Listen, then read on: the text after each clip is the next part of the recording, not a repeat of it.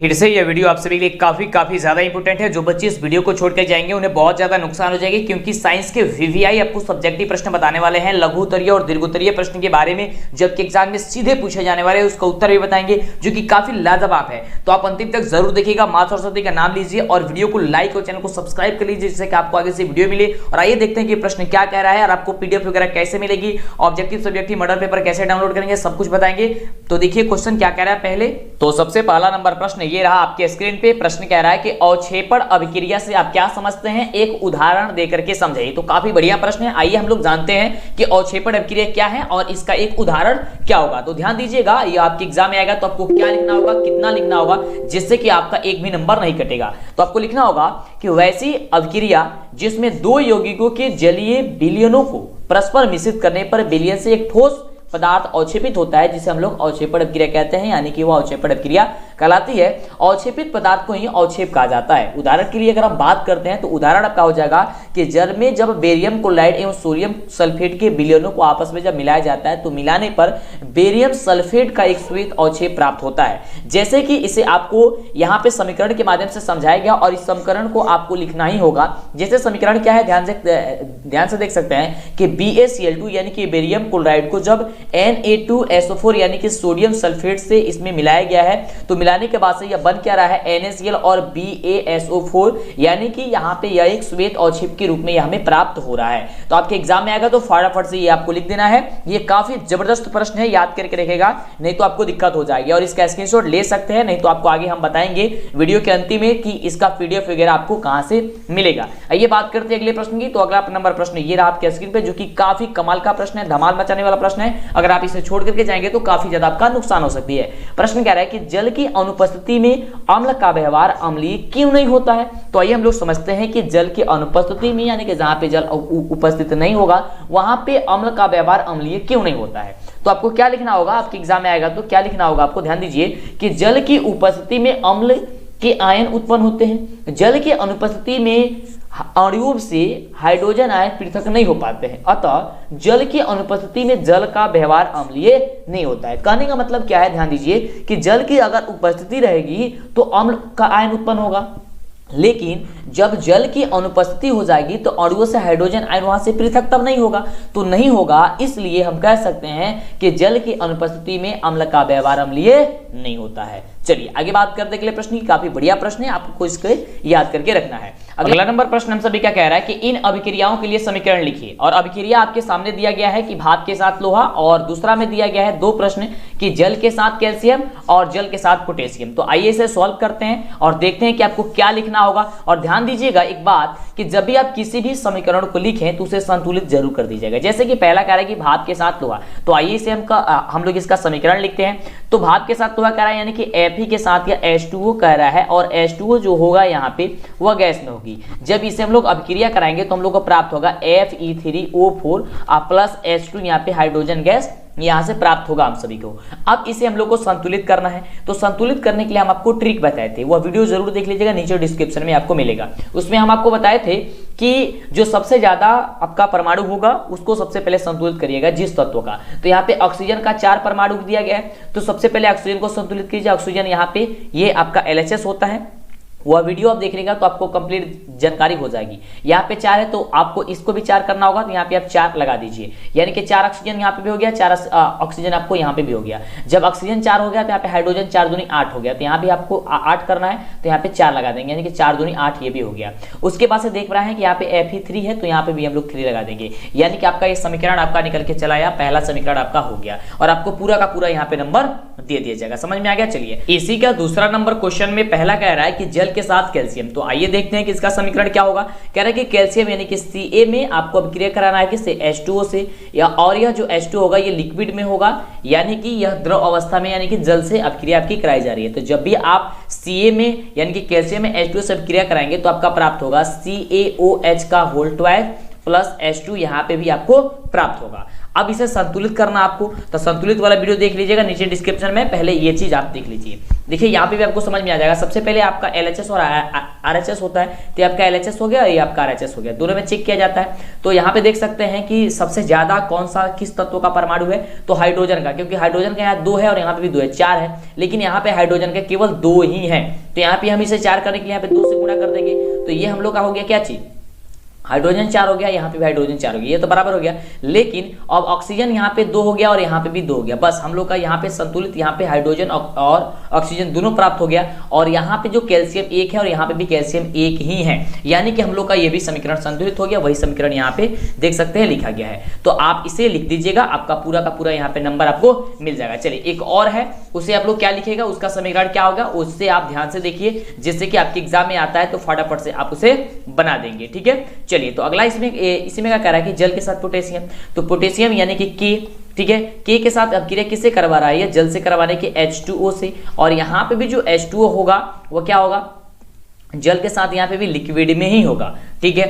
अब देखिए जब इसे हम लोग अभिक्रिया कराएंगे, तो जब यहाँ पे हम अभिक्रिया करा रहे हैं तो हम लोग का हमेशा प्राप्त होगा KOH, ठीक है, प्लस H2, यहाँ से भी हम लोग का H2 प्राप्त होगा।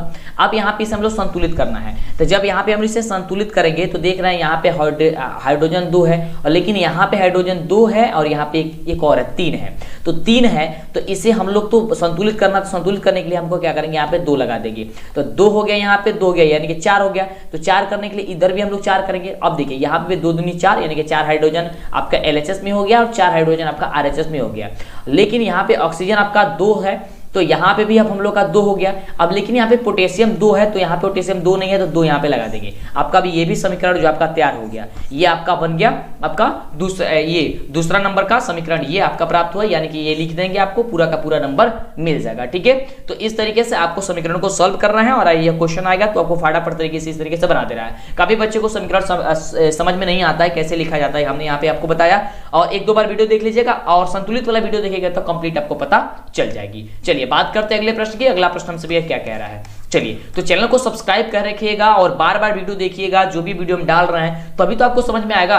और देखिए आधा अधूरा वीडियो देखते हैं तो फिर दिक्कत हो जाता है यार, ऐसे में प्लीज यार प्लीज आप कंप्लीट वीडियो देखिए, और आपकी जबरदस्त तैयारी होगी, धमाल मचाने वाला तैयार होगी, क्योंकि पिछले साल मेरे से जितने भी बच्चे पढ़े थे, क्योंकि हमारा ही चैनल आपको पता होना चाहिए कि नंबर 1 चैनल था, और इस साल भी नंबर 1 आप लोग बनाएंगे, और हम लोग मिल करके काम करेंगे, आपका रिजल्ट काफी बेहतरीन आएगा, ठीक है। बस मां सरस्वती का नाम लीजिए और पढ़ाई पे ध्यान दीजिए। अगला प्रश्न कह रहा है कि कारण बताइए, क्या कारण बताना है, कुछ क्वेश्चन है। क्वेश्चन कह रहा है कि एल्युमिनियम अत्यंत अभिक्रियाशील धातु है, फिर भी इसका उपयोग खाना बनाने वाले बर्तन बनाने में किया जाता है, आखिर में क्यों, इसका क्या कारण होता है। तो आइए इसका कारण हम आपको बताते हैं कि इसका कारण क्या होता है। ध्यान दीजिएगा, आपको लिखना होगा कि एल्युमिनियम वायु में उपचयित होकर के अपनी सतह पर ऑक्साइड की एक परत बना लेता है। यह परत एल्युमिनियम को आगे अभिक्रिया से रोक देती है, अर्थात इसे संक्षारण से क्या करती है, बचाती है। एनोडीकरण द्वारा ऑक्साइड की परत को मोटा करके इसे संक्षारण से अधिक सुरक्षित एवं मजबूत बनाया जा सकता है। अतः इसलिए हम कह सकते हैं कि एल्युमिनियम से बने बर्तनों के प्रयोग में कोई कठिनाइयां नहीं हो सकती है, इसलिए हम लोग इसका उपयोग करते हैं, ठीक है। एक बार और इसे पढ़िएगा तो अच्छे तरीके से आपको समझ में आ जाएगा। ध्यान दीजिए, एल्युमिनियम वायु में उपचयित होकर के अपनी सतह पर क्या बना लेते हैं, ऑक्साइड की परत बना लेता है। यह परत एल्युमिनियम को आगे अभिक्रिया करने से रोक देती है, अर्थात हम कह सकते हैं कि इसे संक्षारण से बचाती है। एनोडीकरण द्वारा ऑक्साइड की परत को मोटा करके इसे संक्षारण से अधिक सुरक्षित और मजबूत बनाया जा सकता है। अतः हम कह सकते हैं कि एल्युमिनियम से बने बर्तनों के प्रयोग में कोई कठिनाइयां नहीं होती है। तो आएगा फटाफट से आपको लिख देना है, कोई भी दिक्कत नहीं होगा, पूरा का पूरा नंबर आपको मिल जाएगा। अगला देखिए धमाल मचाने वाला प्रश्न क्या है, तो 5वां नंबर है कि हमें वन एवं वन्य जीवों का संरक्षण क्यों आवश्यक है बाबू। तो देखिए आप ध्यान दीजिएगा, काफी बढ़िया प्रश्न है ये। क्यों आवश्यक है, आपको लिखना होगा कि हमें वनों एवं वन्य जीव का संरक्षण करना चाहिए। क्यों करना चाहिए, क्योंकि वन मृदा तथा वातावरण की रक्षा करते हैं तथा गैसीय जो संतुलन होता है उसको बनाए रखते हैं, उसको स्थापित करते हैं। वन वर्षा में भी सहायक होता है तथा जलवायु का अनुरक्षण भी करते हैं। वन जो होता है वह महत्वपूर्ण आर्थिक संसाधन है, ये वन्य प्राणियों को शरण प्रदान करता है। हमें वनों में निवास करने वाले प्राणियों की रक्षा करना चाहिए। आखिर क्यों करनी चाहिए उसके भी बारे में समझिए, क्योंकि वन्य प्राणियों का संरक्षण जैविक विविधता विविधता एवं महत्वपूर्ण जीवों के संरक्षण के लिए यह आवश्यक होता है। वन्य जो होता है वह प्राणी आहार श्रृंखला की महत्वपूर्ण कड़ियां है। अगर वन खत्म हो जाएगा तो सभी प्राणी खत्म हो जाएंगे, क्योंकि उन्हीं से हम लोग को क्या है, आपको मतलब उन्हीं से हम लोग का जीवन है यार। देखिए एक दूसरा मतलब हर एक व्यक्ति किसी न किसी पे निर्भर जरूर है, मतलब कोई चीज किसी न किसी पर निर्भर जरूर है। इसलिए आपको वन, और हम लोग तो सबसे ज्यादा वन पे ही निर्भर है, क्योंकि देखिए अगर ऑक्सीजन नहीं रहेगा तो फिर तो गए हम लोग, खत्म हो जाएंगे, है ना। इसके लिए ये और आगे बताया जा रहा है कि इनके रहने से पर्यावरण का संतुलन भी कायम रहता है। यानी कि पर्यावरण का जब संतुलन कायम रहता है तो हम लोग अच्छे से जी सकते हैं। अगर मान लीजिए कि अगर पेड़ पौधा ही खत्म हो जाए तो फिर हम लोग ऑक्सीजन मिलेगा ही नहीं, तो समझिए हम तो खत्म ही हो गए। ठीक है, वही क्वेश्चन पूछा रहा है कि वन हो गया चाहे वन्य जीव हो गए, ठीक है, इनके जीवन का संरक्षण क्यों करना चाहिए, तो आपको इतना लिखना होगा, आपका पूरा का पूरा नंबर यहाँ पे को मिल जाएगा। ठीक है, स्क्रीनशॉट लेना चाहते हैं ले सकते हैं आप। अगला देखिए, धमाल मचाने वाला प्रश्न क्या कह रहा है। अगला प्रश्न कह रहा है कि आयोडीन की कमी से कौन सी बीमारी होती है और कैसे। तो देखिए ध्यान दीजिएगा कि आयोडीन की कमी से वैसे आपको घेंघा रोग पता है, ठीक है, यानी कि ग्वाइटर जो रोग होता है वो आपको पता है, लेकिन कैसे इसे आप ध्यान से समझिए। ठीक है, ओके, चलिए तो इसमें हम शुरू करते हैं। आपको क्या लिखना होगा अगर ये आपके एग्जाम में आता है तो, ठीक है, आपको लिखना होगा कि ऑटो ग्रंथियों को थायरोक्सिन हार्मोन बनाने के लिए आयोडीन आवश्यक होता है। हमारे शरीर में प्रोटीन और वसा के उपचय को थायरोक्सिन नियंत्रित करता है, यह वृद्धि संतुलन के लिए आवश्यक है। यदि हमारे भोजन में आयोडीन की कमी रहेगी तो हम ग्वाइटर से ग्रसित हो सकते हैं। इस बीमारी का लक्षण फूली हुई गर्दन या फिर बाहर की ओर उभरे हुए नेत्र गोलक का हो सकते हैं। यानी कि अगर इसकी कमी हो जाती है, आयोडीन की कमी हो जाती है तो ये बीमारी हो जाती है। कौन कौन सी बीमारी होती है, यानी कि गर्दन फूल जाता है जिसे आप लोग घेंघा रोग कहते हैं, और बाहर की ओर से जो हमारे नेत्र होती है गोलक, जो किसी किसी का देखते होंगे, बहुत अब तो नहीं देखने को जल्दी मिल रहा है, हालांकि हॉस्पिटल वगैरह आप जाएंगे तो आपको वहां पे देखने को मिलेगा कि किसी किसी का आंख जो होता है वो बाहर की तरफ आ जाता है। ठीक है, नेत्र गोलक जो होता है वो बाहर उभरे हुए दिखाई देते हैं। ठीक है, इस रोग से बचने के लिए हम लोग का आयोडीन की मतलब की कमी नहीं होनी चाहिए, आयोडीन युक्त हम लोग का नमक का उपयोग करना चाहिए, इसलिए यह सलाह आप काफी ज्यादा दी जाती है। तो यह क्वेश्चन आएगा तो आपको फटाफट तरीके से आपको लिख देना है कि आयोडीन की कमी से कौन सी बीमारी होती है और कैसे होती है। ठीक है, चलिए तो कौन सी बीमारी होती है आपको पता है, घेंघा यानी कि ग्वाइटर, घेंघा और ग्वाइटर रोग होती है। ओके, कैसे होती है आपको हमने समझाया यहाँ पे, तो ये क्वेश्चन काफी इंपॉर्टेंट है। चलिए अगला धमाल मचाने वाला प्रश्न क्या है, ये प्रश्न काफी बढ़िया प्रश्न है। प्रश्न देखिए, वैसे देखिए जितना प्रश्न आपको बताना, देखिए प्रत्येक वीडियो में हम कोशिश किए हैं कि प्रत्येक सब्जेक्ट का 10-10 क्वेश्चन बताएंगे, इस तरीके से फिर 10-10 क्वेश्चन बताएंगे, मतलब कि बहुत सारा क्वेश्चन आपको बता देंगे जिससे आपके एग्जाम में एक भी डाउट्स नहीं रहेगा। सारा का सारा क्वेश्चन आप करके आइएगा बहुत ही मजेदार और शानदार तरीके से। ओके, चलिए बात करते हैं अगला प्रश्न की। प्रश्न कह रहा है कि एमीटर और वोल्टीमीटर को विद्युतीय परिपथ के साथ क्रमशः श्रेणी क्रम एवं समानांतर क्रम में क्यों जोड़ा जाता है। ठीक है, कह रहा है कि एमीटर और वोल्टीमीटर को विद्युत परिपथ के साथ श्रेणी क्रम और समानांतर क्रम में क्यों जोड़ा जाता है। आइए इसे हम समझते हैं। ये क्वेश्चन आपको क्या कह रहा है, मतलब इस क्वेश्चन का आंसर क्या होगा, और एक क्वेश्चन आपके लिए इंटर के लिए भी मतलब कि ये जरूरी है, यानी कि आगे क्लास के लिए भी ये जरूरी है, तो काफी जरूरी है। देखिए इस क्वेश्चन का आंसर क्या होगा, तो ध्यान समझिएगा। इसका आंसर क्या लिखेगा कि एमीटर धारा मापने की युक्ति है। क्या है एमीटर, क्या है धारा मापने की युक्ति है। और आपको बताना चाहेंगे कि अब देखिए यहाँ से ऑब्जेक्टिव टाइप भी प्रश्न बनता है, तो जो बच्चे अगर सब्जेक्टिव की तैयारी करते हैं उनका ऑब्जेक्टिव भी तैयारी हो जाएगा। और काफी जगह आपकी केवल ऑब्जेक्टिव की तैयारी हो रही है, तो ऐसा ना करें आप। सब्जेक्टिव आपकी रिजल्ट बनाने में महत्वपूर्ण भूमिका रहती है सब्जेक्टिव की, क्योंकि सब्जेक्टिव आप तैयार करके रखते हैं तो ऑब्जेक्टिव भी क्लियर हो जाता है, सब्जेक्टिव भी क्लियर हो जाता है। ठीक है, तो देखिए लिखना होगा आपको कि एमीटर धारा मापने की युक्ति है, अतः इसे विद्युत परिपथ में श्रेणी क्रम में जोड़ा जाता है ताकि कुल धारा इससे प्रवाहित हो। क्यों जोड़ा जाता है, ताकि कुल धारा इसी से प्रवाहित हो। इसका प्रतिरोध बहुत ही कम होने के कारण प्रवाहित धारा का परिमाण जो होता है वह नहीं बदलता है। और वोल्टीमीटर विद्युत परिपथ में किन्हीं दो बिंदुओं के बीच विभवांतर मापने की युक्ति है, अतः इसे उन दो बिंदुओं के समानांतर में जोड़ा जाता है। इसका प्रतिरोध बहुत अधिक होने के कारण यह परिपथ से नगण्य धारा लेता है। तो बस आपको इतना लिख देनी है, यही तो कारण होता है। इसलिए एमीटर को श्रेणी क्रम में और वोल्टीमीटर को समानांतर क्रम में जोड़ा जाता है। और क्वेश्चन आपके ऑब्जेक्टिव में भी आता है कि एमीटर को किस में जोड़ा जाता है, तो श्रेणी क्रम याद कर लीजिए, और वोल्टीमीटर को किस में जोड़ा जाता है, समानांतर क्रम में जोड़ा जाता है। ठीक है, चलिए अब बात करते हैं धमाल मचाने वाला प्रश्न अगला क्या कह रहा है। जो भी बच्चे अभी तक लाइक नहीं है प्लीज यार लाइक करो फटाफट से, चैनल को सब्सक्राइब कर लीजिए जिससे कि आपको आगे से वीडियो मिले, नहीं तो आपको आगे से वीडियो नहीं मिल सकती है। अगला क्वेश्चन, क्योंकि YouTube का ही रूल है, हम तो कुछ नहीं कर नहीं सकते हैं। चलिए प्रश्न क्या है कि विद्युत बल्ब में निष्क्रिय गैस क्यों भरी जाती है। तो ध्यान दीजिए कि विद्युत बल्ब जो होता है वह कांच का बना होता है। इसके अंदर टंगस्टन तार का तंतु होता है, यानी कि फिलामेंट होता है।